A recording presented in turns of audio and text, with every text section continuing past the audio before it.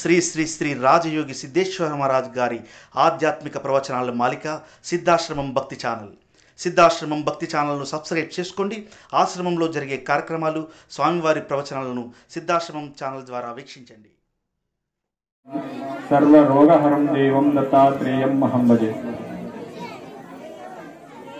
ముఖ్యంగా శ్రావణ మాసం మాస శివరాత్రిని పురస్కరించుకొని వివిధ గ్రామాల నుంచి, వివిధ ప్రాంతాల నుంచి వచ్చేసినటువంటి భక్త మహాశయులందరూ కూడా ఈశ్వరుని యొక్క సంపూర్ణ అనుగ్రహం, లింగంగుట్ట యొక్క సంపూర్ణ ఈశ్వరుని అనుగ్రహం మనసారా ఉండాలని మేము మనసాక్షిగా భగవంతుని కోరుకుంటున్నాం. అయితే మాస శివరాత్రి అనేటువంటిది మన లింగంగుట్టలో చాలా విశేషంగా ముందుకెళ్తున్నటువంటి ఒక పండగ వాతావరణంతో ఉన్నటువంటి సంవత్సరం కూడా దాదాపు ఒక 5 సంవత్సరాల నుంచి ప్రత్యేకంగా కుంకుమార్చన కార్యక్రమం నిర్వర్తిస్తున్నాం. దాదాపు ఈ 3-4 సంవత్సరాల కంటే ఈసారి కొద్దిగా చాలా తక్కువైన సంఖ్య ఇది కుంకుమార్చన చేయడానికి. ఎందుకంటే పొద్దున వర్షాభావం ఒకటి ఉంది. దాదాపు ఒక వారం 10 రోజుల నుంచి ఏమైందంటే మనకు వర్షాలతో డిస్టర్బెన్స్ ఎక్కువైపోయింది. మళ్ళీ ఇప్పుడు కరోనా సీజన్ అనేది ఉంది. ఇవి రెండింటితోటి మనకు కొద్దిగా ఇబ్బంది అయిపోయింది. సంఖ్య కూడా చాలా వరకు తగ్గింది వాస్తవానికి.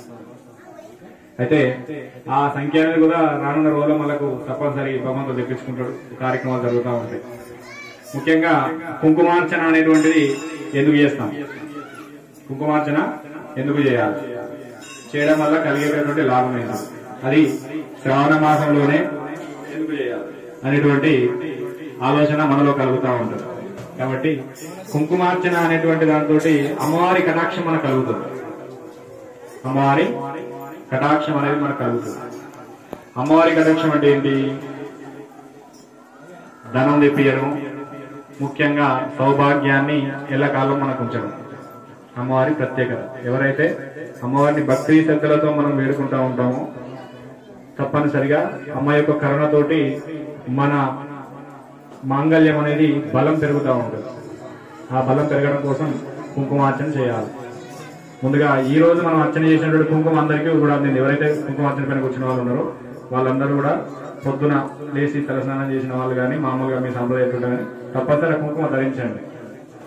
ఏం చేయాలి? కనీసం శ్రీమాత్రే నమః కొద్దిగా చదువుకున్న వాళ్ళు సర్వమాంగళ్య మాంగళ్యే అనే శ్లోకం చదువుకొని పొట్టు పెట్టుకుంటే మనకు మాంగళ్య బలం 100% పెరుగుతుంది. అది అన్ని మాసాలలోకెల్లా శ్రావణ మాసంలో చేసినటువంటి కుంకుమార్చకు చాలా విశేషమైన ఫలితం ఉంటుంది. చాలా విశేషమైన ఫలితం. ఎందుకు? మంగళ గౌరీ వ్రతం అనేది ఏ మాసంలో చేస్తాం? ఓన్లీ శ్రావణ మాసంలోనే చేస్తాం. ఆ వ్రతం ఎందుకు చేయాలి? మాంగళ్య బలం గట్టిగా ఉండాలని, మనం ఎల్లకాలం సుమంగళిగా ఉండాలనే ఉద్దేశంతో చేస్తాం. కాబట్టి అందరూ కూడా ఈ అంశాన్ని దృష్టిలో పెట్టుకోవాలి. కుంకుమార్చన చేసినాం, వెళ్ళిపోయినాం, మన కార్యక్రమం చేసుకుంటాం అనేది కాదు. దాంట్లో ఉన్న ఆంతర్యం తెలిస్తే దాన్ని కొద్దిగా మనం గౌరవిస్తూ ఉంటాం. అంటే పురుషులు కూడా పెట్టుకోవచ్చు. ఓన్లీ ఆడవాళ్ళకే చెప్పారు స్వామి మాకేం లేదంటే కదా, అది కరెక్ట్ కాదు. అందరూ కూడా పెట్టుకోవచ్చు. పురుషులకు ఆరోగ్య వృద్ధి అనేది ఉంటుంది, స్త్రీలకు మాంగళ్య బలం అనేది పెరుగుతుంది, వాళ్ళలో ఆరోగ్య శక్తి అనేది ఉంటుంది. అయితే మరొక ముఖ్య విషయం ఏంటంటే స్త్రీలకు పంచ మాంగళ్యాలు అనేవి ఉంటాయి. ఇంతకుముందు తెలుసుకున్నాం.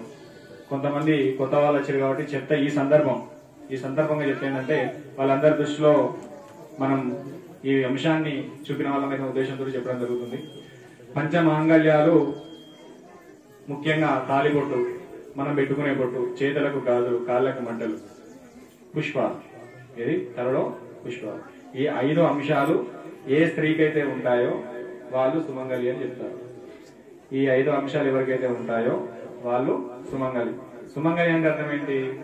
మనం ఏ కార్యక్రమం చేసినా ముందుండేటటువంటి ఒక దైవ స్వరూపము, లక్ష్మీ స్వరూపంగా భావిస్తున్నాం. కానీ ఈ రోజులలో మనం వాటిని దాదాపు పంచమంగళ్యాలు, 2 మాంగళ్యాల, 1 మాంగళ్యంగా తీసుకొస్తున్నాం. బొట్లు పెట్టుడు బంద్ చేసుకున్నాం. గాజులు పెట్టుకుంటే మనకు అది పూర్తిగా తీసేటటువంటి అంశం అయిపోయింది. వాటితో అలా తీసేస్తా ఉంటే ఏమంటుందంటే మన కల్చర్ని మనమే దెబ్బ తీసుకుంటాం. బయట దేశాల వాళ్ళు ఏం చేస్తున్నారు? మన కల్చర్ వాళ్ళు పాటిస్తారు. మనం ఏం చేస్తున్నాం? మన కల్చర్ని విడిచిపెట్టి బయట కల్చర్ని పట్టుకుంటున్నాం. అది ఎప్పుడైతే ఆ కల్చర్ మన దగ్గరికి వస్తుందో ఇంట్లో అనారోగ్య సమస్యలు, ఆర్థిక ఇబ్బందులు, భార్యాభర్తల మధ్య గొడవలు, తిన్న తిండి పేకి పట్టకపోవడం, అంటే ఎట్లాంటివి ఇంట్లో మనకు మించినటువంటి ఆలోచనలు మనలో ఉన్నప్పుడు మనలో నెగిటివ్ ఆలోచనలు స్టార్ట్ అయిపోయి మనకి ఏదైతే ఉంటుందో దాన్ని కోల్పోతాం, ఏదైతే మనకు కావద్దు అనుకుంటామో అది మనకు వస్తూ ఉంటుంది. దాంట్లో ఉన్న పవరే మనలో నెగిటివ్ లో ఉంటుంది. కాబట్టి ఇప్పుడు కూడా ప్రతి ఒక్కరు కూడా తప్పనిసరిగా తాలిపట్టు దాదాపు 90% చూసుకుంటారు, 10% తీసేసుకుంటారు. అట్లాంటి వాళ్ళని కూడా నేను చూసాను. అంటే భర్తలు ఉన్న వాళ్ళు కూడా తీసేసే వాళ్ళు ఉన్నారు. అది చాలా, అంటే మన ప్రాంతంలో లేరు, వేరే ప్రాంతంలో ఉన్నారు. అది నేను చాలా మంది చూసిన కూడా. కాబట్టి అది చాలా విలువేయాలి. అది మన జీవితాంతం ఒక్కసారి కనుక మనం ఒక సుముహూర్తమున మన భర్తతోటి మనం మెడలేసుకున్నామనంటే అది ఎల్లకాలం మనకు బంధము. ఆ బంధం దేనికి? మనకు మాంగళ్యాన్ని పెంచడానికి, మాంగళ్య బలాన్ని పెంచడం కోసం కట్టింది. పెద్దలు చాలా ఆలోచించి శాస్త్రాన్ని గౌరవించి చేసినటువంటి ప్రక్రియ. దాన్ని ఎప్పుడు కూడా ఎగతాళి చేయకూడదు. మనం తాళిని భగవత్ స్వరూపంగానే భావించాలి. అలా చేసినప్పుడే మనం అన్ని రకాలుగా ముందుకెళ్తాం.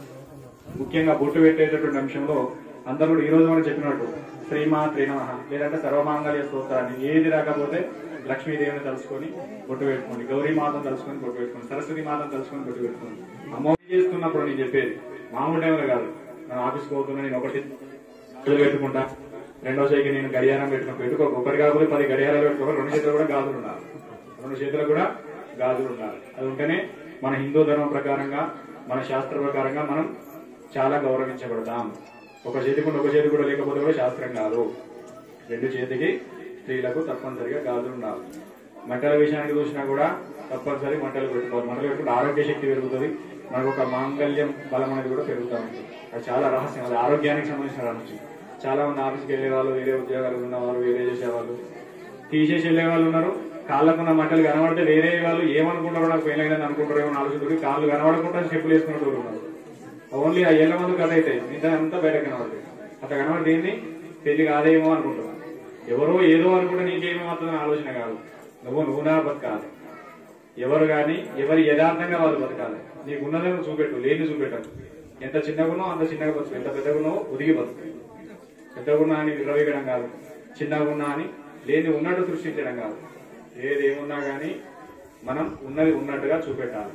అలా చూపెట్టినప్పుడే మన జీవితంలో అంచెలంచెలుగా భగవత్ అనుగ్రహం పడతా ఉంటుంది. అనుగ్రహం లేని మనం ఎంత చేసినా వృధా. ఎంత కష్టపడ్డా మనం ఏ రకంగా ముందుకెళ్ళినా కూడా సాధించలేం, ఏమి కూడా చేయలేం. బొట్టు తాలిబొట్టి, మన కాళ్ళకు మట్టలు, చేతులకు కాదు. నెక్స్ట్ పుష్పాలు. మనం ఏ కార్యక్రమం చేసినా కనీసం వాయనాలు ఇచ్చినా కూడా 2 పువ్వులు పెడతారు. అంటే ఎందుకంటే మనం మాంగళ్యం బలం ఉన్నది, మనం సుమంగళిగా ఉన్నామని తెలవడం కోసం పెడతాం. కాబట్టి దాన్ని విసర్జిస్తున్నారు చాలా మంది. ఏ ఆలయానికి వెళ్ళినా, ఏ ఆశ్రమానికి వెళ్ళినా, మన ఇంట్లో ఎలాంటి కార్యక్రమం జరిగినా, లేదు మనం పొద్దున లేచి మన కార్యక్రమం చేస్తున్న తర్వాత తప్పనిసరి ఒక స్త్రీమూర్తి సుమంగళి కనవడానికి 5 చిహ్నం తప్పనిసరి ఉండాలి. ఒక రోడ్డుతో వెళ్తున్నాము, లేదా మనం కార్యక్రమం చేస్తున్నాం, దైవ కార్యక్రమం చేస్తున్నాం అంటే ఒక దగ్గరికి వెళ్తున్నాం తప్పనిసరి పాటించండి. ఇది ఒకటి గుర్తుపెట్టుకోండి. మన శివరాత్రి రోజు కూడా దీనికోసం చాలా లోతుకెళ్ళి తెలుసుకున్నాం. గంటన్నర మాట్లాడుతున్నాం. ఈరోజు సమయం చాలా తక్కువ ఉన్నది. అందరికి ఆకలి అవుతుంది, ఆ విషయం నాకు అర్థమైంది. కానీ నన్నే తిరిగినట్టు చూస్తున్నారు. కానీ అందరికి అన్నారు వెళ్దాం, ఏదైనా చూపిద్దాం. కాబట్టి పంచమాంగళ్యాలను చాలా గౌరవించండి. ఆ పంచమాంగళ్య బలం పెరగడానికి, మనకు శాశ్వతంగా ఉండడానికి ఈ రోజు మనం చేసినటువంటి కుంకుమార్చన చాలా ఉపయోగపడుతుంది. అంటే మా ఉద్దేశం ఏంటంటే ఇక్కడికి వచ్చిన వాళ్ళ కోసమే కాదు, నేను ఎక్కడ ఏ కార్యక్రమం చేద్దామని సంకల్పం చేసుకున్నా కూడా లోక కళ్యాణం జరగాలి అంటే అందరూ కూడా సర్వేజన సుఖినో భవంతు అనే ఉద్దేశంగా ఉండాలని కాంక్షతో చేస్తూ ఉంటాం. జనాలు ఎంతమంది వచ్చినా కొంతమంది మనసుతో ఇక్కడికి వచ్చిన వాళ్ళు ఉన్నారు, కొంతమంది శరీరంతో వచ్చిన వాళ్ళు ఉన్నారు, కొంతమంది శరీరం మనసుతో ఉన్న వాళ్ళు ఉన్నారు. అలా ఏ రకంగా మీరు వచ్చినా కూడా చాలా సంతోషమే. ఇక్కడికి మనసు మీరు పంపించినా ఇక్కడికి వచ్చినట్టు ఫలితం అందుతుంది. ఇప్పుడు మీకు ఇక్కడికి ఒరిజినల్ గా రాలేని అవకాశం ఉన్నప్పుడు, రావడానికి అవకాశం ఉండి కూడా నేను అంత దూరం వెళ్ళడం ఎందుకు లేనటువంటి ఆలోచన ఉంటే దాన్ని ఎవరు కూడా ఏం చేయలేదు. అది ఒరిజినల్ భక్తి కిందకి రాదు. నేను అక్కడ ఉంటే ఎదురించి కొబ్బరికాయ కొడతా, నేను అక్కడ ఉంటే పల్లెపీటకి దండం పెడతా అనేటోళ్ళు కూడా ఉన్నారు మహాబాబు. అది అవకాశం లేని వాళ్ళు నమస్కారం చేసుకోవచ్చు. అవకాశం ఉండి కూడా రానేని వాళ్ళు ఉంటే వాళ్ళకి ఎవరు కూడా ఏం చెప్పలేదు. అది సరైన విధానం కాదు. అట్లా కూడా భక్తే కావచ్చు, అది మీ మనసుకు భక్తి కావచ్చు, కానీ ఒరిజినల్ విషయం కాదు. ఎప్పుడు అవకాశం ఉండి అట్లా చేయకూడదు. అవకాశం లేని వాళ్ళు చేస్తే మాత్రం తప్పనిసరి మనకు ఆ ఫలితం అనేది ఉంటుంది. కాబట్టి ఈ 5 పంచమాంగళ్యాలను ఎప్పుడు కూడా గౌరవప్రదంగా ధరించండి. ఒక హోదా మీకు, కోర్టు లేకపోయినా ఇదే పెద్ద కోర్టు. వీటిని మీరు కరెక్ట్ క్రమశిక్షణగా స్త్రీ, ఒక వివాహిత అంటే పెళ్లి జరిగినటువంటి ఒక తల్లి 12 సంవత్సరాలు కనుక క్రమం తప్పకుండా ధరిస్తే అమ్మవారి అనుగ్రహం సంపూర్ణంగా ఉండి వాడు ఎంత చిన్న పేద కుటుంబం వాడైనా తప్పనిసరిగా ఒక కోటీశ్వరుడు 100% ఎదుగుతాడు. 100% పుష్కరం. 12 సంవత్సరాలు పుష్కరం. పుష్కరం అనేది దైవ సాంప్రదాయంలో, గురు సాంప్రదాయంలో, దేవ సాంప్రదాయంలో చాలా విశిష్టమైన పవర్. ఒక జపం చేసినా కూడా సిద్ధి పొందడానికి దాదాపుగా 12 సంవత్సరాలు పడుతుందని చెప్తుంది. అంటే మన ఇంట్రెస్ట్ బట్టి మన యొక్క సాధన బట్టి ఉంటుంది. కాబట్టి ఏ కార్యక్రమం చేసినా 12 సంవత్సరాలు అనేది చాలా ఇలా చేసి రేపు రావాలంటే ఏది కూడా రాదు. ఫలితం అనేది స్టార్ట్ అవుతుంది, కానీ ఆ ఫలితం పరిపూర్ణంగా రావాలంటే మాత్రం దైవ సాధన కనీసం పుష్కరం అంటే 12 సంవత్సరాలు 100% పడుతుంది. ఇట్లా ఎలాంటి వాళ్ళకైనా పడుతూ ఉంటుంది. కాబట్టి ఇవాళ మనం పేదరికంలో ఉన్నాం అనే బాధనే అవసరం లేదు. ఈ రోజు నువ్వు క్రమశిక్షణతో ఈ 6 నెలలు, ఈ సంవత్సరం, ఈ 2 సంవత్సరాలు కొనసాగిస్తే నీకు నెలనే ఇంప్రూవ్మెంట్ కనబడుతుంది. ఈ యొక్క నెల రోజులు క్రమశిక్షణగా నీ ఇంట్లో నిత్య దీపారాధన, పంచమంగాలు ధరించడం, మానసికంగా ప్రశాంతంగా ముందుకెళ్లడం, ఉన్నదానితో తృప్తిగా ఉండడం, ఇతరులు చూసి ఈర్ష్య పడకుండా ఉండడం, నా దగ్గర ఉన్నదానితో నేను బతుకుతాననే భావనతో ఉండడం, ఈ ఆలోచన ఎప్పుడైతే నీ దగ్గర ఉంటుందో నువ్వే ఒరిజినల్ కోటీశ్వరుని. ధనం ఎక్కువగా ఉండి ఆలోచనలు తక్కువగా ఉన్నవాడు ధనవంతుడు కాదు. అది చాలా ఇంపార్టెంట్ అంశం. నా దగ్గర రూపాయి లేదు, నేనేమైపోతున్నా, ఎంతో కష్టపడుతున్నా, నా పక్కింటోడు కారు కొనుక్కుంటాడు. వాళ్ళకి భగవంతుడు పోయిన జన్మలో ఆ రకంగా ఆ తల్లి అనుగ్రహించింది కాబట్టి మనకు ఈ జన్మలో ఆ రకంగా వాళ్ళకి ఇచ్చింది. ఆ అనుగ్రహం మనకు కల్పించాలంటే మనం సాధ్యానంతరికి ఇప్పుడు సాధన చేయాలి. అంటే దైవ సాధన నియమంగా నిష్ఠతో చేసుకోవాలి. ఉన్నట్టు ఏదేదో చెప్తా ఉంటుంది. అప్పుడు ఏమైపోతుంది, లక్ష్మీదేవి వెళ్ళిపోతుంది. నీకు ఎంత ఉందో అంత రకంగా బతుకు. ఎక్కువ ఇచ్చింది తల్లి అంటే ఆనందపడు, అమ్మవారి అనుగ్రహం అని. కాబట్టి పెద్దలు కలిస్తే మీరు ఇచ్చినట్టు అనుగ్రహం అని చెప్పాను, అట్లా చెప్తుంటది. కానీ ఇవాళ ఒక చిన్న స్థాయి నుంచి పెద్ద స్థాయికి వెళ్ళిన 2-3 నెలలకు వస్తే ఏడాది కాగానే ఇక అవన్నీ మర్చిపోతుంది. దేవుని అనుగ్రహం మర్చిపోతాం, పెద్దల అనుగ్రహం మర్చిపోతాం, మన అనుగ్రహం మనమే ఉంటుంది. నాకు ఎవరు లేదు, నాకు నేనే పెద్ద అన్నట్టు చంచలత్వం పెరిగిపోయింది. కాబట్టి మనలో ఎప్పుడు కూడా ఎంత ఎదిగినా కొద్దా అంత ఒదిగి ఉండాలని చెప్తుంది శాస్త్రం. ఎప్పుడైతే నువ్వు ఎదిగినా కొద్ది ఒదిగి ఉండాలనేది నీలో స్టార్ట్ అవుతుందో అప్పుడు అమ్మవారి యొక్క కరుణ నీ పైన ఉన్నట్టు. ఆ ఒదుగుదలనే నిజమైన లక్ష్మీ కటాక్షం. అది ఉంచుకోవాలి. ఇలా రూపాయి రేపు 2 రూపాయలు అనేది అశాశ్వతం. మనిషి బతకడానికి డబ్బు అవసరం కావచ్చు, కానీ డబ్బు కోసం బతుకున్నాడు రోజులైపోయినాయి. డబ్బు కోసం మనిషి అయినాడు కూడా బతకద్దు. ఎందుకు బతకాలి? మన అవసరం కోసం డబ్బు కావాలని బతకాలి. మన పనులు మనం చేసుకోవాలి. నియమ నిష్ఠలతో ఉండేటటువంటి విధానంగా ముందుకెళ్లేటటువంటి ప్రయత్నం చేయాలి. అలా చేసినప్పుడే మన జీవితం పరిపూర్ణం అవుతుంది. కాబట్టి ఉన్న దానితో తృప్తిగా ఉండండి. మరొక ముఖ్య విషయం చెప్పుడు మర్చిపోతున్న మామూలు చాలా అవసరం.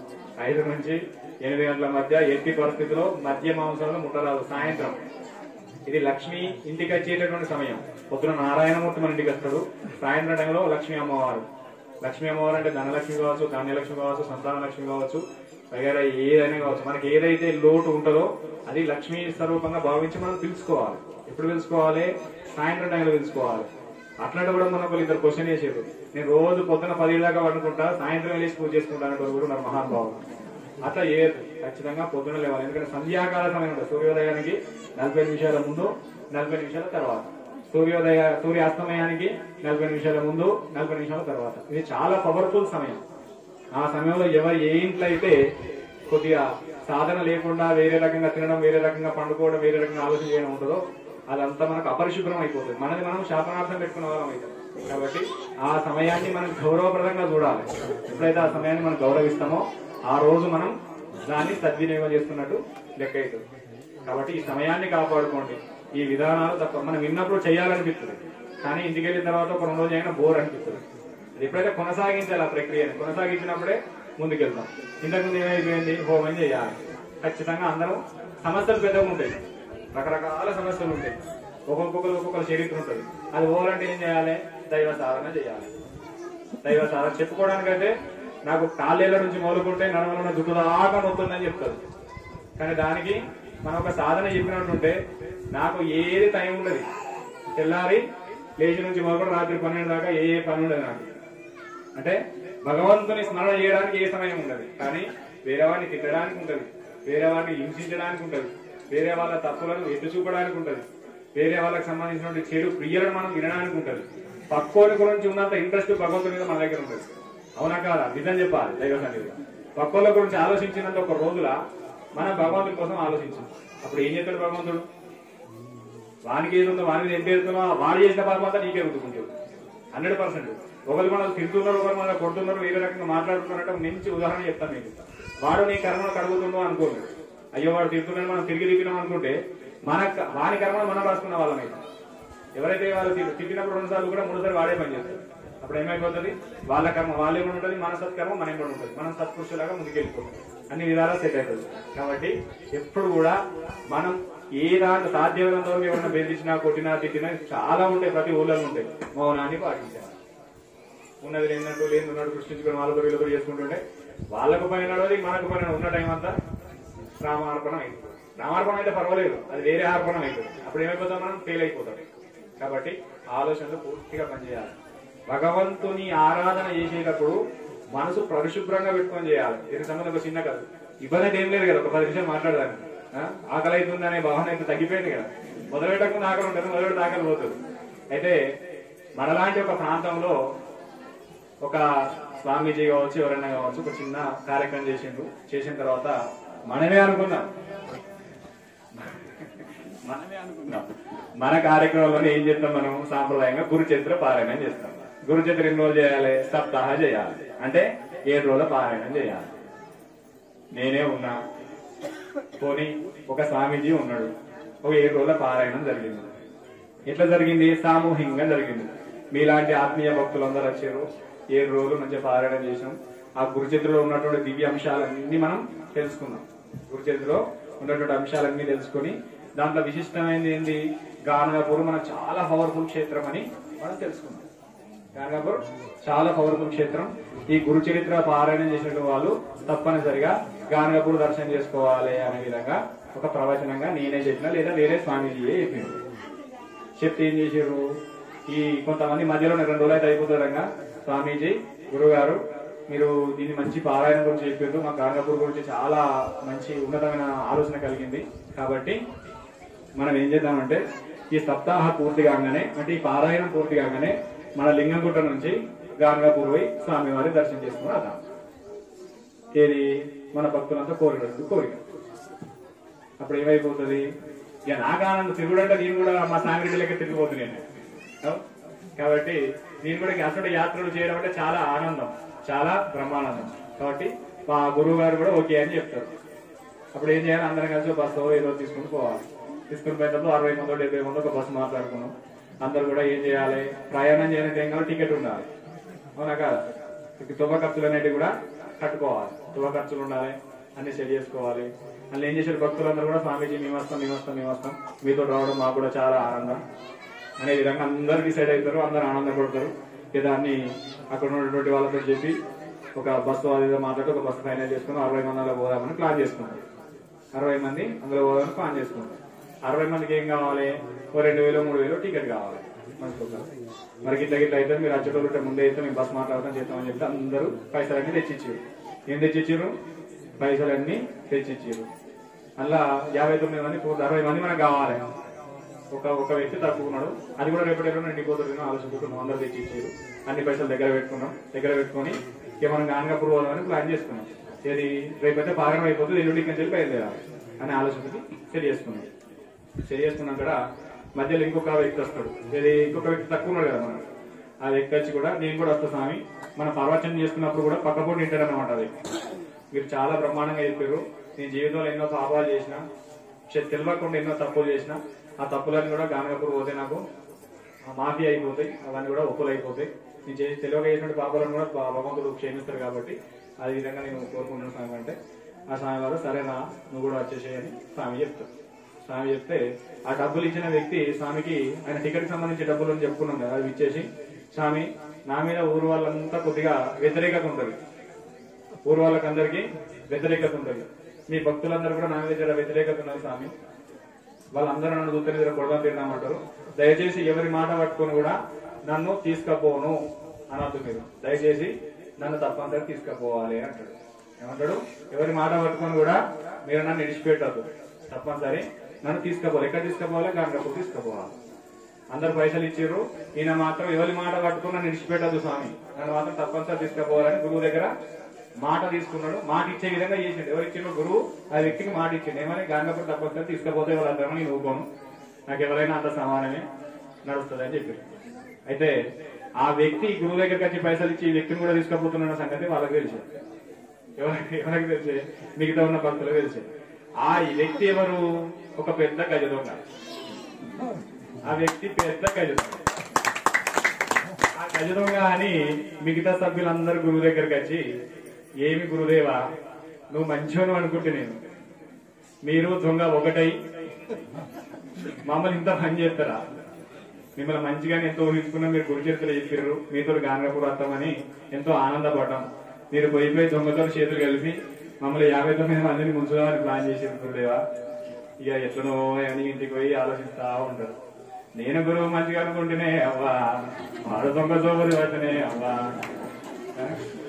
నేనెంత మంచివాడు అనుకుంటేనే అవ్వా, వాడు దొంగ ఇంబడి పడినే అవ్వా, ఇంక ఇసుడు వేరే ఉంటాయి కదా, అంత వెళ్తా ఉంటుంది. ఎంతో ఈ రకంగా రాగాలన్నీ జరుగుతూ ఉంటాయి. కానీ ఏమైపోయాయి, పైసలు కలిపి భయానికి గురువు మళ్ళా పైసలు ఉంటాయి 50 బస్ వరకు ముట్టే.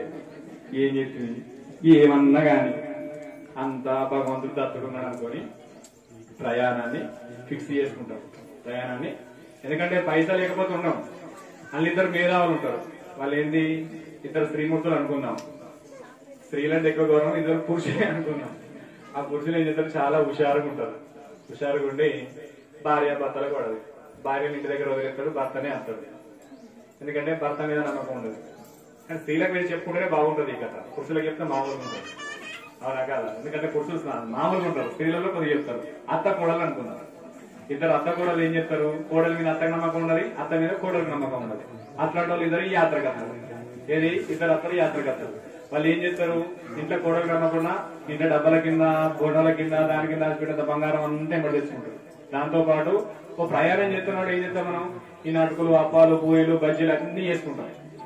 వాళ్ళిద్దరల్లో మేనావులు. ఏది, ఈ బజ్జీలు మిరపకాయలు చేసుకుంటాం మేనావులు. మళ్ళీ పోయేది వారం రోజుల ప్రోగ్రామ్ అయింది. ఆ వారం రోజులు మనం తెలియకుండా కానీ వాళ్ళిద్దరు కలిసి సగం బస్సు సామాన్లు తెచ్చుకుంటారు. సగం బస్సు సామాన్ వాళ్ళే తెస్తారు. ఇన్ని పుట్నాలు, పేలాలు, అప్పాలు, మురుకులు, షేకులు, అవి ఇవన్నీ మన భాషలు ఏమన్నా అవన్నీ తెచ్చుకున్నాం. మనకి 2 సంచులు తెచ్చుకున్నారని రెండిపోయింది, బస్సు రెండిపోయింది. ఏం చేశాను అలా కలిసి, అలా కలిసిన మిగతాలు ఉంటారు కదా, వాళ్ళందరికీ అలా వచ్చే వాసన కనబడుతుంది కదా. అదే ఇన్ని గానం చెప్పి ఏం చేయకుండా మన నుంచి వాసన, వీళ్ళు ఏడిపోవాలనుకుంటే గాంగపూర్ పోదాం అనుకున్నారు. వీలాసం వెళ్ళిపోతుంది, అప్పాల మీద ఉన్న వాసనకు పోతుంది. ఇంత మంచిది అవుతుంది, ఇంత చెప్తుంది, ఎంత మంచిగా ఎంత ఇది ఉందో. ఆమె ఏం చేసింది, బంగారం ఏంటని చదువుకొని ఎంబడొచ్చి బస్సులో కూర్చుంటారు. బస్సులో కొట్టి దొంగ కూడా వస్తాడు. ఈ దొంగను ఏం చేస్తారు అందరు కలిసి అంటే, ఎవరి పక్క కూర్చున్నా వీడు ప్రమాదమే సుమా, ఎవరి పక్క కూర్చున్నా కూడా ప్రమాదమే. కాబట్టి వీళ్ళు ఏం చేయాలి, గురువు పక్కకి కూర్చుని పెట్టాలి. గురువు పక్క కూర్చుని పెడితే వాళ్ళు గంగల పోయి మేమైతే గాంగపూర్ చూసి రావాలి. ఏమి వాళ్ళు ఎటైనా పోయినా పర్వాలేదు కానీ మేము కూడా గాంగపూర్ చూసి రావాలి. గురువుకు దొంగకు ఏమన్నా కానీ అని గురువు పక్క కూర్చుని పెడతారు. ఇగో గురువు మేము మంచిగా చెప్తున్నాం. అప్పుడున్న అభిప్రాయం పోతుంది గురువు మీద. గురువుకి ఏం ఎక్కపాడా, ఎక్కడ దొంగలు లాగా ఏం తెచ్చి అతి వారం రోజులు చెప్తే పోవట్టి వాడు చెప్పే తెలియకపాయ. వాడు సాడుకుంటే నేను అత్త అని చెప్పి మాట తీసుకున్నాను. ఎవరైనా మాట తప్పుతారు కానీ సాంప్రదాయం కూడా మాట తప్పుతారు, దోషం అయిపోయి అన్ని తీసుకపోయా గురువు పాపం. గురువుకు తెలియక ఇది అయిపోయి. తెలియక అంటే వాడిని ఉద్ధరించాలని ఆలోచన అంతే. ఏం చేసిండు, సరేరా బాబు మెరగడమో కరవగా తప్పుతుందా అనుకున్నాడు. నా పక్క కూర్చోరా, వాళ్ళందరినీ నీ పక్కకుంటే నీ మీద అనుమానం ఉందని చెప్పి పక్క కూర్చుంటే ఒకరోజు ప్రయాణం. మధ్యలో ఏం చేస్తారు, ఆ రాత్రి సమయంలో ఏం చేయాలి, ఒక దగ్గర ఆగాలి. అంటే కూర్చోం ఇంకా భోజనాలు చేసి ఆ రోజు అక్కడ వండుకోవాలి. ఏమైపోయి అందరూ మంచిగా దిగిరు, ఇట్లా వంట చేసుకున్నారు, తిన్నారు. ఆ దొంగను గురువును ఒక దగ్గర కూర్చోబెట్టారు. వాళ్ళకి వీళ్ళే తీసుకుపోయాలి. వాళ్ళ దొంగ చూడండి, చెయ్యరు బిడ్డ, మీ సంగతి చెప్తా, మీ పని మీరు చేయరు, నా సంగతి నేను చెప్తా, నా టాలెంట్ ఏదో నేను చూపెట్టాను దొంగ అనుకుంటాడు. వాడు ఏం చేసా కాకపోతే ముందే మాటిస్తాడు, అడే బిడ్డ నువ్వు దొంగ పట, నాతో అంత మాత్రం చేయాలి, ఆ దొంగ పని చేయగలరు ఆయన. ఎందుకంటే వారికి కులంతా నన్ను తిడుతున్నారు, వేరే రకంగా అభిప్రాయం నా మీద ఉన్నది.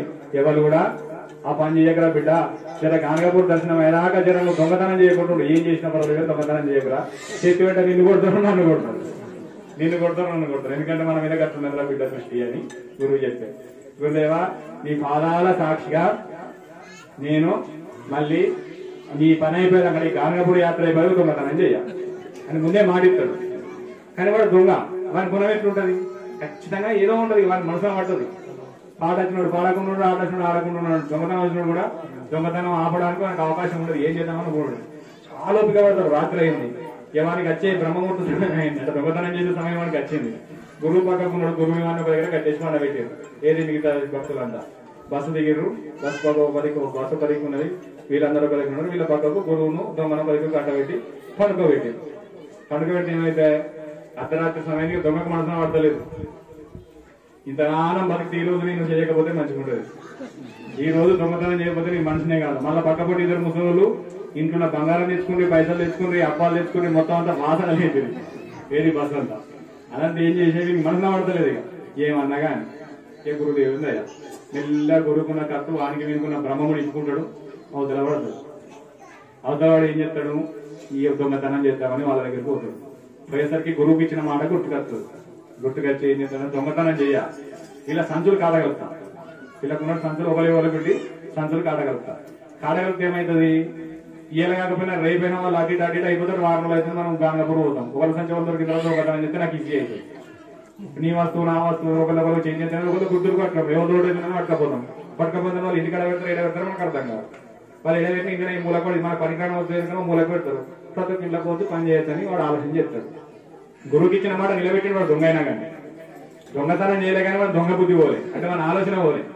ఏం చేసిండు ఒకరికి కూడా సంతులు ఒకరి దగ్గర పెట్టిండు ఒకరికి సంతులు చేంజ్ చేసిండు గురువు దొంగ దగ్గర పెట్టుకున్నాడు దొంగ గురువు దగ్గర పెట్టిండు ఇద్దరు ముసలోళ్ళది ఇంకో దగ్గర పెట్టిన వాళ్ళది తీసుకొచ్చి ముసలి దగ్గర పెట్టిండు వాడు పోయి బస్ మీద అని అనుకున్నాం నేను తెల్లారే అందరు లేచే వరకు సంతులు ఒకరి సంతులు ఒకటి కాదు వాడు కట్లిప్పుకొని మంచి గురువు దగ్గర హాయిగా కూర్చున్నాడు చూస్తాడు నేను ఏం చేయలే అంటాడు ఇక అందరు లేచి దొంగను బట్టి కొట్టు మా సంతులు లేవురా బాబు మా సంతులు లేవు దీనికి కారణం నువ్వే అయితే ఇక అందరూ అయితే మన గురు దగ్గరికి వచ్చింది ఒకటి కట్టె పట్టుకొని వచ్చాయి ఒకటి చెప్పు పట్టుకొని వచ్చి ఒకటి చీపురు పట్టుకొని వచ్చాయి ఏ గురు నువ్వు అద్దంటే ఇల్లే మా ఇంట్లో ఉన్న బంగారం అంతా మేము తీసుకొచ్చుకున్నాం మా ఇంట్లో ఉన్నటువంటి ఆహార పదార్థాలన్నీ మేము తెచ్చుకున్నాం ఇవాళ మా చేతుడు ఒకటికొకటి మా దగ్గర లేదు నువ్వన్నీ ఇవ్వాలి దొంగని ఇవ్వాలి లేకపోతే ఇద్దరు సంగతి చెప్తామండి అప్పుడు గురువులే ఏం లేదు వాళ్ళంతా వాళ్ళ మనసంతా వస్తువుల మీద బంగారం మీద ఆడున్నది ఇత్తవా నీ సంగతి ఏంటంటారు నీ బాంచండి నీతో నేను తలకాయ పెట్టుకున్నట్టు అయినా ఏం చేసినవరా జర చెప్పురా అని ఆయన గురువు ఆ దొంగని అడిగి గురువు ఆ దొంగని అడిగితే ఏం చేసే స్వామి నేను దొంగనే కావచ్చు కానీ నీతి దొంగను నేను దొంగనే కావచ్చు కానీ నీతితో ఉన్నటువంటి దొంగను నేను నీకు ఇచ్చిన మాట తప్ప నేను సామాన్యతగా నీకు ఇచ్చిన మాట తప్ప నేను ఏం చెప్పినా స్వామి నీకు దొంగతనం చెయ్యా అని చెప్పిన దొంగతనం చెయ్యలే ఏం చేసినట్టు ఒక సంచి ఒకరికి పెట్టిన నీకు ఎంత చేసినా నేనేం చేయలేదు కాబట్టి వాళ్ళ కదా ఇది చేసింది కాబట్టి చెయ్యి ఊరు నేను దొంగతనం గురువులు పెడుతున్నా కూడా ఏం అర్థం కాక ఒకరికి చేంజ్ చేసిన అంటాడు మీరు అలానే ఇప్పుడు ఎవరి వాళ్ళకి పెట్టినట్టు ఎవరి వాళ్ళకి ఇచ్చేసి అన్ని కంప్లీట్ నీ సంచి నా దగ్గర ఉంది నా సంచి దగ్గర ఉంది ఇంకో సంచి అక్కడ ఉంది అక్కడ ఇక్కడ ఉంది అన్ని తీసుకుంది ఇక మళ్ళీ ఒక రోజు ప్రయాణం సాగింది అప్పుడు సుఖాంతమైంది అందరు అమ్మయ్య మా వస్తువులు మాకు దొరికినాయి మా తిండి మాకు దొరికిందని కోరిక అయిపోయింది మళ్ళీ ఒక దగ్గరకు ఆగింది పోతా ఉంటే మనం మంజీరానే వస్తున్నాడు అసలు నది ఒకటి కలిసింది కలిసి ఏం చేసి ఆడ రాత్రి అయినా ఆపుకోవాలి మళ్ళీ వండుకోవాలి వాడు దొంగ పక్కకున్నది ఇక వీళ్ళకి ఏం చేస్తారు చాలా ఇంట్రెస్ట్ ఉన్న వాళ్ళు దొంగ ఇంట్రెస్ట్ ఒక 2 రోజులు ఒప్పుకోవడం నిద్ర పోకుండా 3వ రోజులు ఎవరికైనా నిద్ర వస్తుంది 3వ రోజు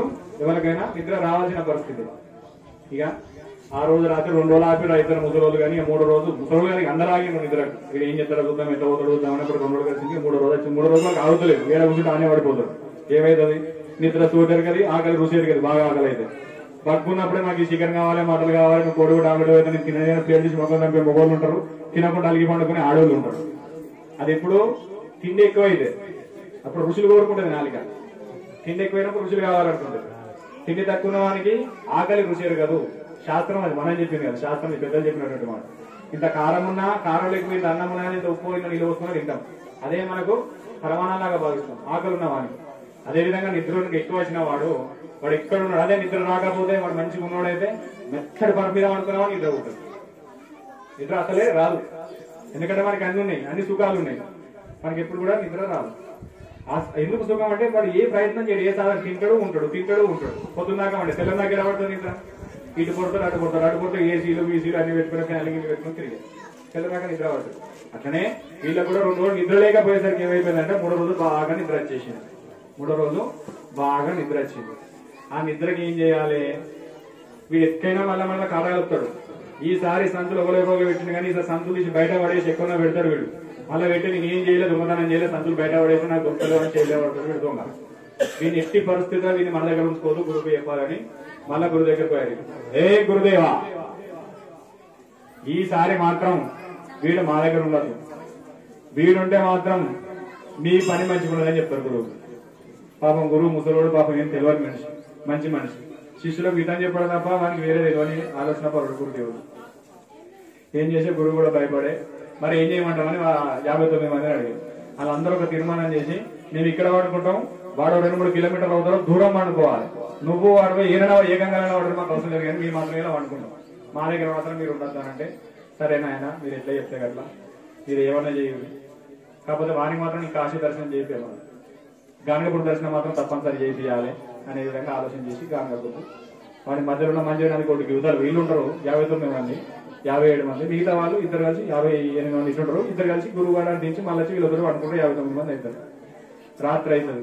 ఏం చెప్తాడు ఆ దొంగకు, అరే నాయన ఈసారి నా మాట కాపాడరా బిడ్డ, నీ మీద ఎంతో నమ్మకం ఉందిరా నాకు, నువ్వు చేయబట్టి నేను తిట్ల పాలైతున్నా చెప్పులు చూపెట్టే కాడికి వచ్చిందా రేపు అబ్బాయి దగ్గర నాకు వేల పడతాయి రవి, దయచేసి నేను అర్థం చేసుకోరా అని మన దొంగను బదిలాడి నేను ఏం చేయకూడలేవా, నీ మీద నాకు నమ్మకం ఉంది, నా మీద నీకు నమ్మకం లేకపోతే ఎట్లా అని మళ్ళీ అంటాడు. నీ బాధ్యత ఒకసారి నమ్మిన అందుకే సామానంతా తీర్మేర అయిపోయింది, మళ్ళీ చెప్పినట్టే మళ్ళీ నా ఈపు తీర్మార అవుతారు అని దండం పెడతారా, నువ్వు జరిగినరా నా మాట అని గురువు గారు చెప్పారు. సరే గురుదేవా నువ్వు ఏం చెప్తావు చెప్తా, కాకపోతే నాకు ఉన్నటువంటి రోగం ఏంటంటే నాకు తెల్లందాకా నిద్ర పట్టదు, తెల్లందాకా నిద్ర, ఎందుకంటే దొంగతనం చేస్తున్నాను కదా నాకు తెల్లందాకా నిద్ర పట్టదు, మరి ఏం చేయాలో చెప్పు అని గురువును దొంగ అడిగాడు. గురువు ఏం చెప్తాడంటే మనం గానగపూర్ పోతున్నావురా, నువ్వు తెల్లారదాకా దత్తుని పిలువు.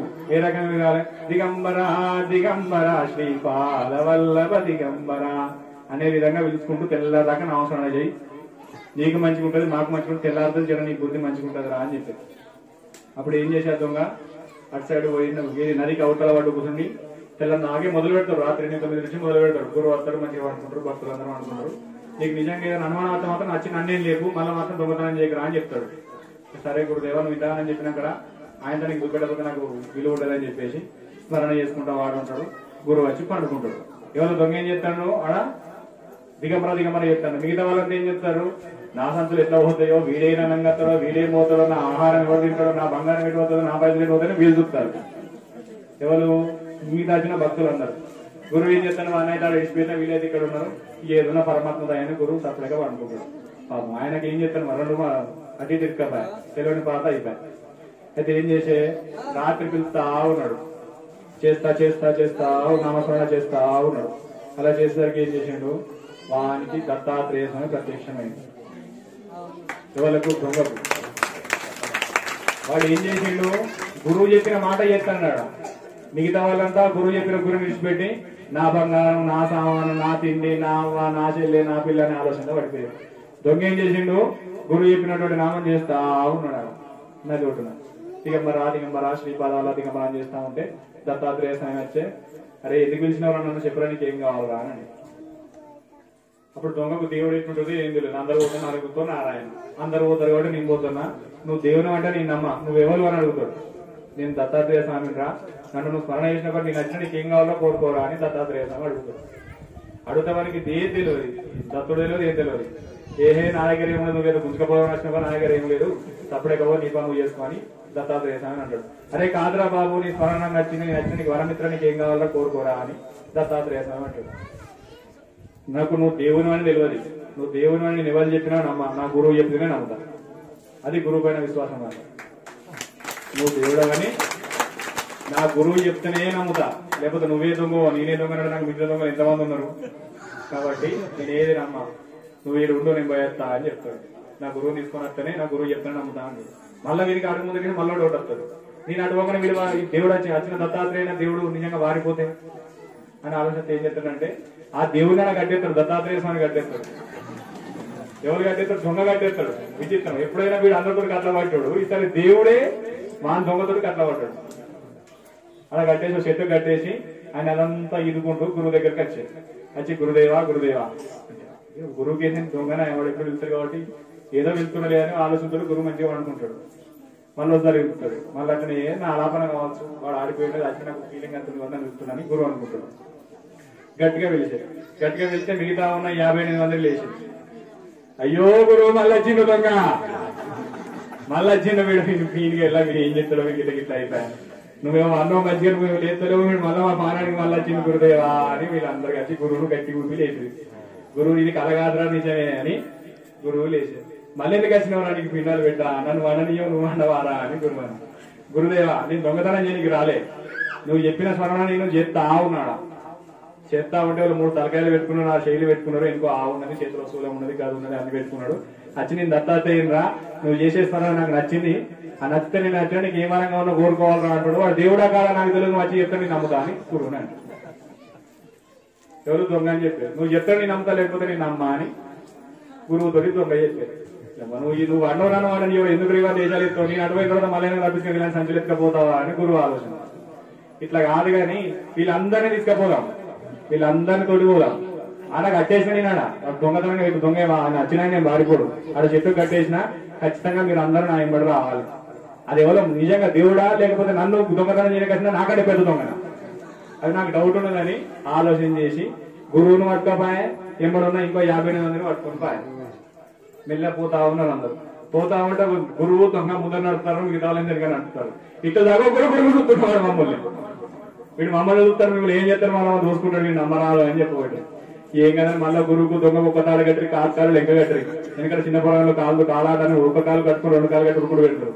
అట్లా గురువుకున్న దొంగకు కాళ్ళు కట్టేసి ఎక్కడికి ఆ నది దాటదాకా కాళ్ళు కట్టేసి ఆ చెట్టు కాడికి వేరు వాడిని మండ పెట్టిన స్థానం చూసి దత్తాత్రేయ స్వామి ఆడ కట్టేసేపడి ఉన్న దగ్గరికి దొంగ గురువు తీసుకపోయా, మిగతా 50 మంది కూడా తీసుకుని పోయా. ఆడికి తీసుకుపోయిన తర్వాత దొంగ చూపెట్టే, ఎక్కడరా నువ్వు చూసినటువంటి ఆ దొంగ నీకు వచ్చినటువంటి దత్తాత్రేయ అని చెప్పినటువంటి ఎక్కడ ఉన్నారా అని దొంగ వాళ్ళని అడిగే గురువును. గురువు దొంగని అడిగే, దొంగని అడిగితే ఇక్కడనే గురువు ఇక్కడ నేను ఇక్కడ తప్ప చేసి ఇక్కడ మీరు చెప్పినటువంటి స్మరణ చేస్తే ఇంతకెళ్ళి వచ్చి మీరు అది వెళ్ళి నా కోపం వచ్చారా చెట్టు గడిచి నేను తీసుకొచ్చినారా అని గురువు తీసుకపోతా అంటే ఎవరికైనా ఉంటుంది కొంతమంది నిజంగా దేవుడైనా దొంగనా కూడా అందరు అష్టోళ్ళు కూడా ఏ వీడియోని కట్టేసిన ఆలోచనతో వీళ్ళు పోతున్నారు మిగతా వాళ్ళందరూ. వాళ్ళ ఆలోచన దేవుంది సంతుల దగ్గర తిండి పదార్థాల మీదనే ఉన్నది, దేవుని దగ్గర లేదు, గురువు దగ్గర లేదు. వాడు ఏం చేసి తీసుకొని పోయే ఆడ పోయే వరకు నిజంగా గురువు చూసే వరకు గురువుకు దత్తుడు కనబడ్డాడు. దత్తాత్రేయ స్వామి చెట్టు కట్టేసేపడి ఉన్నాడు. ఈ దొంగ గిన్నెని కట్టేసాడు. అరే అట్ట కాదురా గురువు కాళ్ళ మీద పడేది, నిజంగా దేవుడే రా గురువు కాళ్ళ మీద పడ్డాడు. కానీ మిగతా వాళ్ళకు దత్తాత్రేయ స్వామి కనబడతాడు, మిగతా 50 మంది దత్తాత్రేయ స్వామి కనబడతాడు. గురువుకు దొంగకే కనబడతాడు, గురువుకు దొంగకే దత్తాత్రేయ స్వామి కనబడతాడు, మిగతా వాళ్ళకి కనబడతాడు. అప్పుడు ఏం చేసే గురువు పాదాల మీద పడి నిజంగా ఈయన మనం ఆరాధించే ఆరాధ్య దైవము కాబట్టి ఇట్లా చేయడం తప్పని చెప్పేసి ఆయన కట్టేసిన పెద్ద విలువ కాదు కానీ భక్తుల యొక్క భక్తిని మెచ్చి భగవంతుడు కట్ల పాలవుతాడని చెప్పడానికి ఒక శాస్త్రం మనకు. కాబట్టి ఆ దగ్గరకు పోయిన తర్వాత ఇప్పేసి భగవంతుడు దానికి వరం ఇచ్చి నువ్వు మంచి జ్ఞానవంతులు అవుతాడు, బుద్ధిమంతులు అవుతావు, నువ్వు మంచి మేధావి అవుతావు, గురువును మించినటువంటి మంచి ప్రయోజనం అవుతావు, గురు పేరు నిలబెట్టేటువంటి మహానుభావుడు అవుతాడు. దత్తాత్రేయుడు వరం ఇచ్చి దత్తాత్రేయుడు వెళ్ళిపోయాయి. మిగతా వాళ్ళ పరిస్థితి ఏమైపోయాయి అందులో లాజిక్ మీరు అర్థం చేసుకోవాలి. వాడు దొంగ అయినప్పటికీ వాడు ఒక్కరోజు కూడా భగవంతుడు స్మరణ చేయలేనప్పటికీ కూడా అప్పుడు గురువు చెప్పినటువంటి విశ్వాసం ప్రకారంగా 1-2 గంటలు గట్టిగా స్మరణ చేసిండాడు. ఆ భక్తి పూర్వకంగా చేసినటువంటి ఆ స్మరణకు దత్తాత్రేయ స్వామి ప్రత్యక్షమై ఆయనకు అనుగ్రహాన్ని చూపెట్టింది. మనం కూడా ఏమైపోతున్నాం లౌకిక ప్రపంచంలో అంటే ఒక గుడికో వలన గురువు దగ్గరకు వలన ఆర్భాటాలు ఎక్కువగా తీసుకుపోతున్నాం తప్ప భక్తిని తీసుకుపోతలేము. అక్కడ అందుకు ఫెయిల్ అయిపోతున్నాం భక్తిలో. నేను గురువు దగ్గర రాబట్టి 12 ఏళ్ళు ఆయే, 15 ఏళ్ళు ఆయే, 3 నెలలు ఆయే, 6 నెలలు ఆయే, సంవత్సరం ఆయే, నాకు ఏం జరగదు, ఏం జరుగుతుంది, ఏం తీసుకెళ్తామని జరుగుతుంది. నువ్వు అటు పోతే ఇక్కడ కష్టం ఒకటి ఉన్న చూస్తే నా మన జరగదు, అది ఉండాలి నా మీద. వాళ్ళు ఒక బట్టలు వేసుకున్న ఆ బట్టలు మళ్ళీ నాకు ఉండాలి, వాళ్ళు ఒక మాట చెప్తే ఆ మాట మనం ఇచ్చేయాలి. భగవంతుడు పేరుకు నువ్వు భగవంతుని దగ్గరకు వస్తున్నావు తప్ప మనసుతో భగవంతుని దగ్గరికి వస్తలేవు. ఎప్పుడైతే మనసుతో భగవంతుని దగ్గరికి వెళ్తావో, ఎప్పుడైతే నీ యొక్క శరీరం మనసు సాక్షిగా ఆ శరీరం దేవుని దగ్గరికి వెళ్తుందో, గురువు దగ్గరికి వెళ్తుందో అప్పుడే నీకు ఫలితం వస్తుంది తప్ప వేరే రకంగా వెళ్తే రావు. ఇది చాలా ఇంపార్టెంట్. ఇస్తారు భగవంతుడు గురువు కానీ నీకు భగవంతుడు నీకేం పని. నువ్వు చేసే సేవ నువ్వు చేయి, దొంగ చేసే సేవ దొంగ చేస్తాడు. ఆ భావన నీలో ఉండాలి తప్ప వేరే ఆలోచన ఉండరాదు. అట్టున్నప్పుడు ఏమైపోతుంది, మన భక్తి పండదు. వాడు వచ్చేవాడు ఏ విధంగా నీకు అనవసరం. నేను తిడుతుండో కొడుతుండంటే నీ కర్మ బట్టి నేను తిడతాడు కొడతాడు. ఎందుకు కొడుతుండో ఎందుకు తిడుతుండో ఎందుకు నేను కూడా నువ్వు తెలుసుకొని నీ జాగ్రత్త నువ్వు మెదులుకుంటే నీకు పని చేస్తుంది, అదే నీకు ఫలితం ఇస్తుంది. కానీ వాడు ఉన్నాడు కాబట్టి నీతో ఉన్నా నేను, నువ్వు గురువు ఆయన పెట్టుకున్న వాటి నేను దూరం ఉండాలని ఆలోచన ఉంటే మాత్రం అదేది కూడా కరెక్ట్ కాదు. అందరు కూడా గురువుకు నేను భగవంతుని సాక్షిగా నా సాధన సాక్షిగా నేను చెప్పేది ఒకటే, మంచోడైనా చెడ్డోడైనా వచ్చి ఏది అడిగినా నా దగ్గర నాకు భగవంతుడు ఇచ్చినటువంటి ఏదైతే పరిజ్ఞానం ఉందో అది మంచోడికి చెడ్డోడికి సమానంగా ఇస్తాం మేము. అది దైవత్వానికి చిహ్నం. భగవంతుడు కూడా అంటే గురు స్వరూపం కూడా ఎవరైనా అంతే. నాతోటి సామిరెడ్డి దగ్గరకు ఉంటాడు, సామిరెడ్డికి ఎక్కువ చెప్తా, ఇంకొకరు దూరం ఉంటారు, ఆయనకు తక్కువ చెప్తా అనేది కాదు. దగ్గరున్న సామిరెడ్డి అంటే దూరం ఉన్న ఇంకో భక్తులు అంతే. అందరు కూడా నాకు కావాల్సిన వాళ్ళే, అందరు కూడా నాకు ఆత్మీయులే. ఎప్పుడు నీలో భక్తి సరైన విధంగా ఉన్నప్పుడు. నా కోసం నువ్వు ఎంత తాపత్రయపడతావో నీ కోసం అంతకు మించిన తాపత్రయం నాలో ఉంటుంది, 100% ఉంటుంది. అది ఇప్పుడు ఆ భక్తి అనేది నీలో నాకు కనబడాలి. కనబడి చూపెట్టి నటన భక్తి వేరే ఉంటుంది. ముందుకొచ్చి ఏడవడం, ముందుకు ఏం లేదు అనడం, బయటకు పోయి కుర్చీ మంచి ₹1,00,000 కూర్చేసుకున్నాడు గురువు. నిన్న మన సాంత్రులు వచ్చింది, ఇలా ఇరిటిగా వస్తుండే, ఎక్కువ లింగ గురించి బాగానే పట్టుకపోతున్నట్టు. అదే భక్తి. నీ చేయబట్టే డెవలప్ అయిందన్నాడు భక్తి, నీ చేయబట్టే నడుతున్నాడు భక్తి, నీ లేకపోతే నీకు బతికే లేదన్నాడు భక్తి. అదంతా కాదు. భక్తి అనేది భగవంతునికి, గురువుకు, ఆ శిష్యునికి మాత్రమే సంబంధం ఉంటుంది. దాంట్లో వర్ణించడానికి వర్ణాలు ఏముండయి, అదొక అనుభవించడానికే ఉంటుంది. చెప్పడానికి వీలు లేనిది అనుభవించడానికి వీలున్నదే భక్తి. అది రెండో వ్యక్తికి తెలియదు, రెండో వ్యక్తికి తెలియదు, చూపెట్ట పనిచేయదు. ఆ ఈర్షా భావాలన్నీ వదులుకోవాలి. ఎందుకు చెప్తున్నాయి అంటే ఎవరినో కించపరచడానికి, ఎవరినో డ్యామేజ్ చేయడానికి నేను చెప్తాను. అందరూ నాకు సమానులే. ముఖ్య ఉద్దేశం ఏంటంటే అందరూ కూడా భగవంతుని పట్ల, గురువు పట్ల సమభావనతో ఉండాలి. నీ గుణం ఎట్లుందో ఇంకోని గుణం వేరే రకంగా ఉంటుందని భావన చేయద్దు. నీలో ఉన్నది ఒకటి, వాళ్ళలో ఉన్నది ఒకటి. ఎవరి భావన ప్రకారంగా వాళ్ళు వెళ్తారు. కానీ అందరూ కూడా గురువు దగ్గరికి సమానంగానే వస్తారు, గురువు అందరినీ కూడా సమానంగానే చూస్తారు. అది జీవితంలో గుర్తుపెట్టుకోవాలి. నేను ఒకరి దగ్గర ఉపదేశం తీసుకున్నా, ఇంకో దగ్గరికి పోతే తప్ప ఒప్ప అది కూడా అవసరం లేదు. ఎంతమందినన్నా కలవచ్చు, కానీ ఎంతమంది గురువులను చూసినా, నీ ఎంతమంది గురువుకు దండం పెట్టినా ఆ దండం పెట్టేటటువంటి వ్యక్తిలో నీ గురువునే చూడాలి. అది నిజమైన గురు సంప్రదాయం. మన తాజ్బాయి శబరిమాత అమ్మ అంటది. అందులో ఒక భక్తుడు అడుగుతాడు, అమ్మా నేను నా నిత్య జీవితంలో నేను పెట్టుకున్న లక్ష్యం ఏంటంటే జ్ఞానాన్ని వివిధ ప్రాంతాల నుంచి నేను నేర్చుకోవాలి తల్లి. నేను నీ పాదం పట్టుకున్నా, నీ దగ్గర కొన్ని అంశాలు నేను తెలుసుకున్నా, కానీ ఇంకా కూడా నా మనసు తిరగాలనిపిస్తుంది, ఇంకా కూడా కొంతమంది మహానుభావుల దర్శనం చేసుకోవాలనిపిస్తుంది. అప్పుడు నీ దగ్గర నేను మంత్రోపదేశం తీసుకున్నా, నీ పాదాన్ని పట్టిన కాబట్టి వేరే గురువు దగ్గరికి పోతే వాళ్ళ కాళ్ళు కూడా నేను మొక్కాలి, వాళ్ళ పాదాన్ని కూడా పట్టాలి, వాళ్ళు చెప్పింది కూడా నేను వినాలి. దీనికి ఏం చేస్తే మంచిగుంటుంది తల్లి? నేను వెళ్ళడం కరెక్టా, వెళ్ళకపోవడం కరెక్టా? మీకు అర్థం కావడానికి డైరెక్ట్ క్వశ్చన్. నీ దగ్గర నేను ఉపదేశం తీసుకున్నా, మీ దగ్గర నేర్చుకున్నా, ఇంకేదో బయట తిరగాలనే కోరిక నా దగ్గర ఉన్నది, బయట దగ్గర ఉన్న స్వామీజీల గురువు దగ్గర కూడా కొన్ని అంశాలు వినాలనే కోరిక నా దగ్గర ఉన్నది, అట్లా వెళ్ళి తెలుసుకోవడం మంచిదా కాదా అనేటువంటి ఒక అంశాన్ని ఆ తల్లి దగ్గర వస్తాడు ఒక భక్తుడు. అప్పుడు అమ్మ ఒకటే మాట అంటారు, ఏమని? నువ్వు ఒక్కరి దగ్గర కాదు నాయన, 1,00,000 మంది గురువులను చూసిరా, 1,00,000 మంది దగ్గర ఉన్నటువంటి పరిజ్ఞానాన్ని వినిరా, కానీ ఎక్కడ ఏ గురువును చూసినా, ఏ గురువు ఏ మంచి మాట చెప్పినా అది నీ గురువు చెప్పినని గుర్తుపెట్టుకో అనే విషయం చెప్తా. అది గురుతత్వంలో ఉన్నటువంటి సమానత్వ భావం, అది గొప్పతనం, అది ఒక ఒరిజినాలిటీ. నువ్వు నా దగ్గరనే ఉండాలని ఆశిష్యుని ఇంకో గురువు దగ్గరికి పోవద్దు, నువ్వు నా దగ్గరనే మంత్రోపదేశం ఇంకొక దగ్గరికి పోవద్దు, ఇంకోటి చెప్పింది పాటించదు. నీకు మనసు అలా మంచి చెడు గమనించాలి. మనం 10 మందిని చూస్తాం, 10 మంది 10 రకాల నడకలు నడుస్తూ ఉంటారు. ఎవరు సరైన మార్గంలో ఉన్నారు, ఎవరు సరైన విషయాలు చెప్తున్నారు, ఆ విషయాలు ఎప్పుడైతే మనం గ్రహించి మనం దృష్టిలో పెట్టుకుంటామో అది మనకు ధన్యతనిస్తుంది, అది మనకు శుభ్రతనిస్తుంది. దానితోటే మనం ముందుకెళ్తాం. ఇది గుర్తుపెట్టుకోవాలి. ఖచ్చితంగా మాత్రం సాధన చేసేటటువంటి వ్యక్తులు అహంకారానికి పోవద్దు, ఒకళ్ళపైన ఈర్ష్య భావాలతోటి పోవద్దు. ఇది ఎందుకు చెప్తున్నానో అర్థం చేసుకోండి. ఎందుకంటే మనం ఎదగడానికి ఇది ఒక అహంకారం. మనం ఎప్పుడైతే మంచి భావనతో ముందుకు ఎదుగుదాం అనుకుంటామో అందులో పట్టి మనిషిని కిక్కేసేటువంటి అంశాలు ఈ అంశాన్ని మనం కట్ చేసుకోవాలి. ఏది కట్ చేసుకోవాలి? మన తోటి ఉండేటటువంటి భక్తులు కావచ్చు, మన తోటి ఉండేటటువంటి ఫ్రెండ్స్ లో కావచ్చు, వాళ్ళలో ఉండేటువంటి చెడును మనకు చూపెడుతున్న భావన మనం కట్ చేసుకోవాలి. ఈయన పోతే ఈయన గురువు బాగా మర్యాద చేస్తాడు, నాకు మర్యాద చెప్తలేడు. ఎందుకు చేస్తాడు? అతని యొక్క నడవడికలు, అతని యొక్క పరిచయం అంటే గురువు చేస్తాడు. కానీ ఆయనకిచ్చే అనుగ్రహం, నీకిచ్చే అనుగ్రహం ఒకటే ఉంటుంది తప్ప 2 ఉండదు.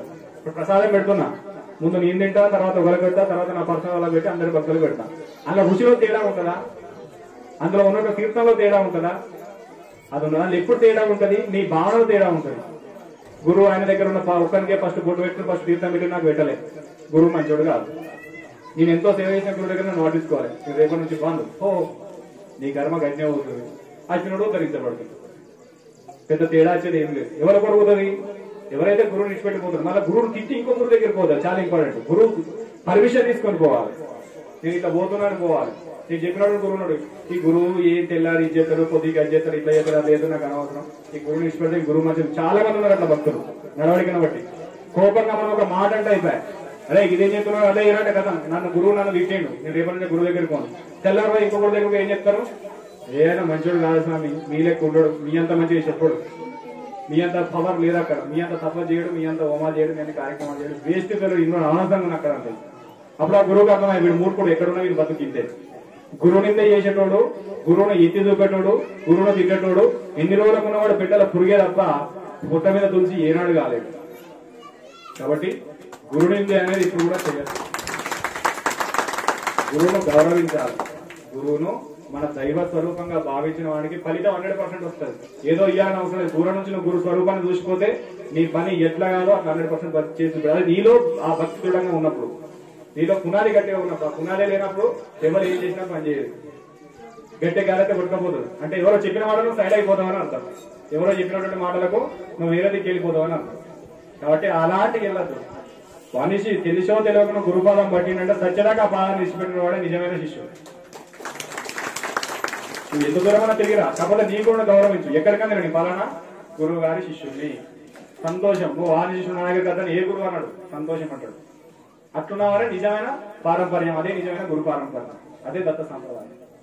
కాబట్టి అందరూ కూడా దాన్ని గుర్తించుకోండి, ముందుకెళ్ళండి. ముఖ్యమైన విషయం ఏంటంటే రమేష్